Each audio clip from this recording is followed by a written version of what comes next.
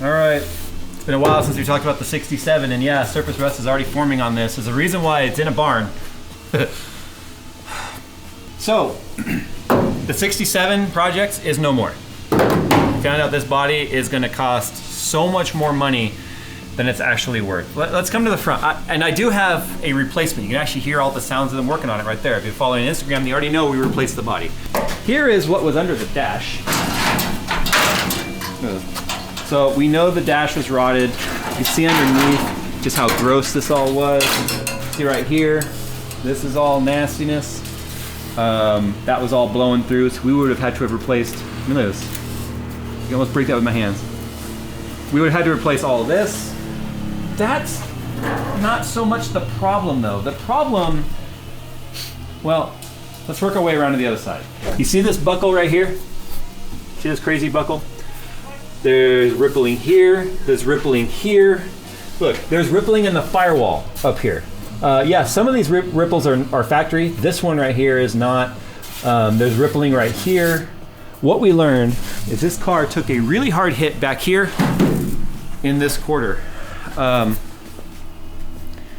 You can't tell so much here in the dark, but the floor pan, look at the trunk pan right here. So if you look on that side, you can see the ripple, which is kind of normal, but see how it's all in the same plane? Look right here. You can see this step right here.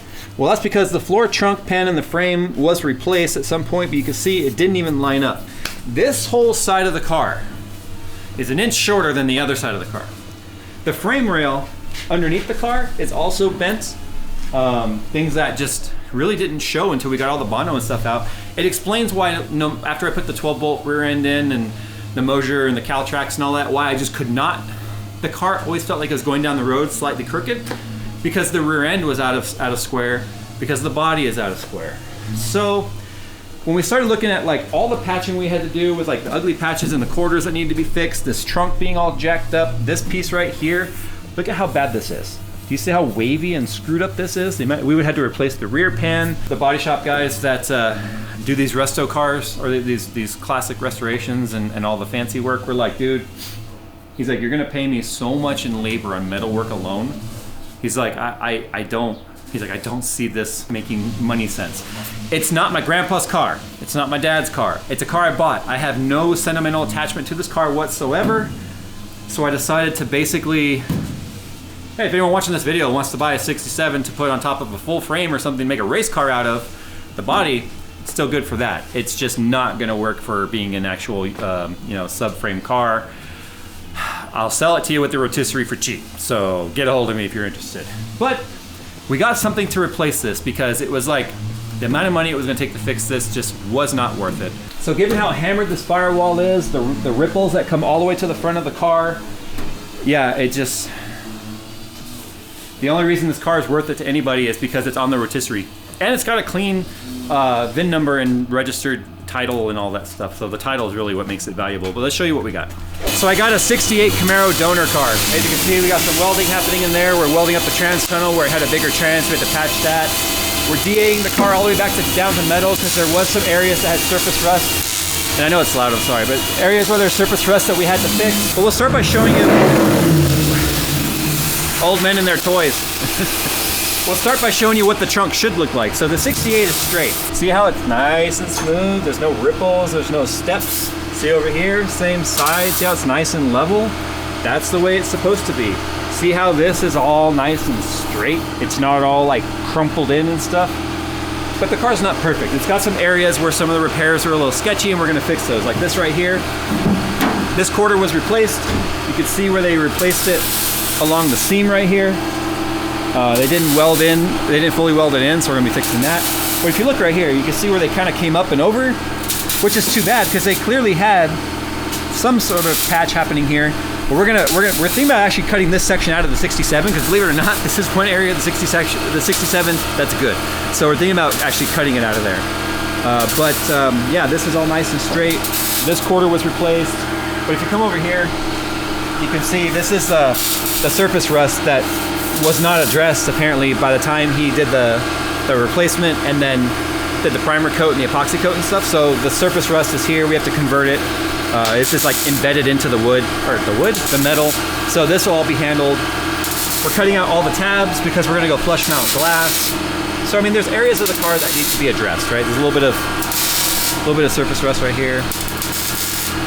But as you can see, if you take a look at it, we're clearly bringing the car back down to metal using DA sanders, not going with another media blast, because one, the media blast just makes such a mess, and two, I kind of want to remain ignorant to anything that might be hiding underneath this car. It's structurally sound, it's straight, the frame rails have been replaced. The front, look at the front end on this. It's clearly covered in sanding dust right now, but the subframe's already been all powder coated, it's nice and straight. It's got QA1 coilovers already on it with QA1 arms. I'll be removing those and going with the stuff I bought and selling that stuff. The firewall, you can see it's all been rhino coated, or like rhino linered, but you can see the firewall is nice and straight. It just hasn't been hammered on.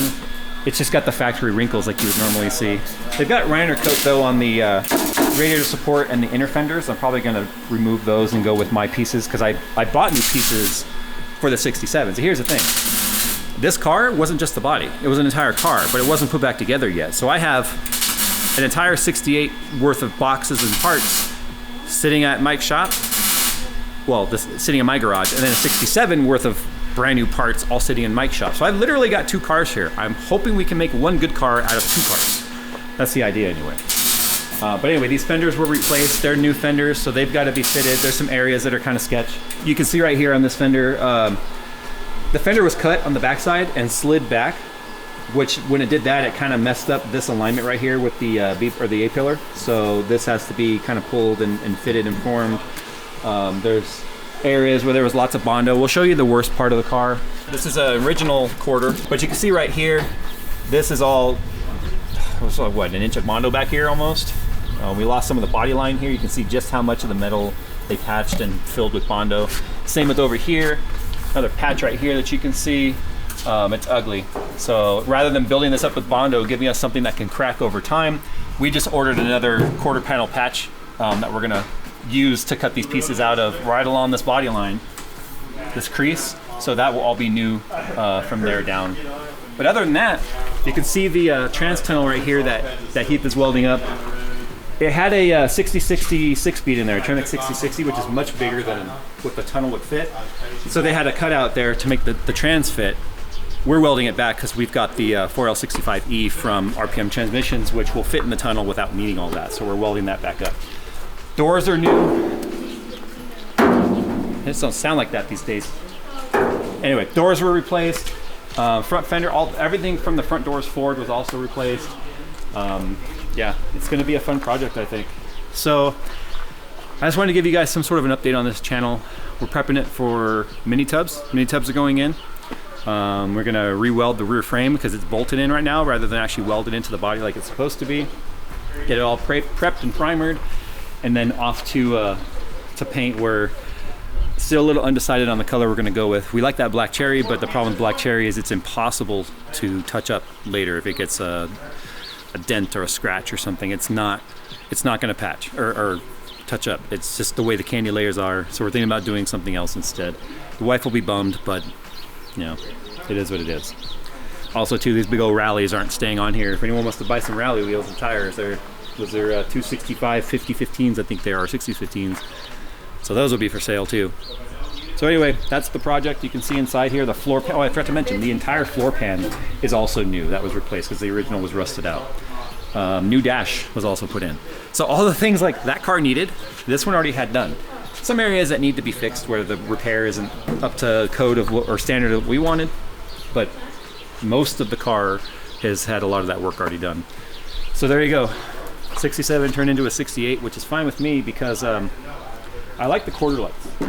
I like the loss of the vent windows. Watch out for the turkey. There's a turkey down there. Oh, this turkey, look, this turkey likes to pick fights. He comes and stands right behind you, and then if you get too close to him, he gets all pissed off and starts like ruffling his feathers. I think it's a she. Or she? Yeah. I don't know. I thought turkeys. I don't know. I don't know. Are you a boy or girl? That's Tina. It's Tina. Oh yeah, it's a girl. I told you.